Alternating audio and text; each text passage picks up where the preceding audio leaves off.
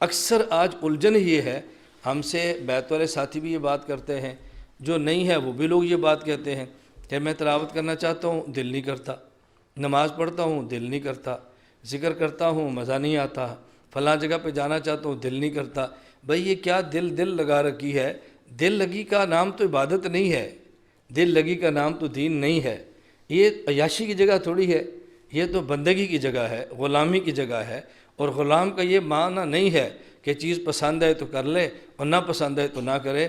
غلام نے غلامی کرنی ہے، مشقت ہو تب بھی، راحت ہو تب بھی، سردی ہو تب بھی، گرمی ہو تب بھی، مزہ آئے تب بھی اور نہ مزہ آئے تب بھی۔ غلامی کا تو مطلب ہی یہ ہے کہ مزہ نہ آئے تو تب بھی بندگی کریں، اور ہم اسی الجھن میں رہتے ہیں کہ مزہ نہیں آ رہا، مزہ نہیں آ رہا۔ میں اس لیے گزارش کرتا ہوں کہ ہم فیصلہ کریں کہ ہم نے گناہ کی زندگی سے توبہ کرنی ہے انشاءاللہ۔ بس گناہ کی زندگی سے توبہ کرنی ہے، گناہ والی زندگی ہم نے نہیں گزارنی، یہ بہت خطرناک اور انتہائی قبیح اور بدنما اور گندی زندگی ہے، اس سے توبہ کریں۔ اور آگے مرحلہ پھر جب گناہوں سے توبہ ہوتی ہے تو پھر اذکار میں لذت بھی آتی ہے، پھر اذکار میں مزے بھی آتے ہیں۔ جب زندگی گناہ سے پاک نہیں ہوتی تو عبادات میں تلذذ نہیں ہوتا۔ اور جب اس کی مثال تو بڑی آسان ہے، تھانوی رحمہ اللہ نے بھی دی ہے۔ اب بتاؤ کسی آدمی کو انگور کی چینی کھلاؤ، بہت میٹھی ہوتی ہے انگور کی چینی، یہ مٹھاس میں ضرب المثل ہے۔ گنے کی چینی بہت میٹھی ہوتی ہے لیکن انگور کی چینی بہت میٹھی ہوتی ہے۔ اتنی میٹھی چیز بھی اس آدمی کو میٹھی لگتی ہے کہ جس کو بخار نہ ہو۔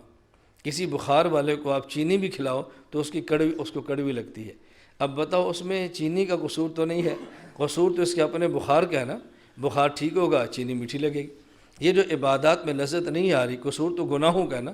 جب گناہ کی زندگی ختم ہو جائے گی عبادات کے اندر مزہ بھی شروع ہو جائے گا۔ ہم چاہتے ہیں گناہ بھی نہ چھوڑیں اور عبادات کے اندر مزہ بھی آئے، رات کو ٹی وی بھی دیکھیں، تہجد کا مزہ بھی لیں، فلم بھی نہ جانے دیں، مزہ ذکر کا مزہ بھی لیں۔ اب یہ دو چیزیں جمع تو نہیں ہو سکتی۔ ہاں یہ ہے بس ثواب ذکر کرنے کا ثواب ملتا رہے گا، فلم دیکھنے کا گناہ ملتا رہے گا، ٹی وی دیکھنے کا گناہ ملتا رہے گا، تہجد پڑھنے کا ثواب ملتا رہے گا۔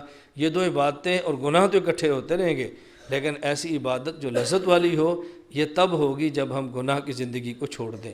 اللہ ہم سب کو گناہوں سے پاک زندگی عطا فرمائے، اللہ ہمیں گناہوں سے پاک زندگی عطا فرمائے۔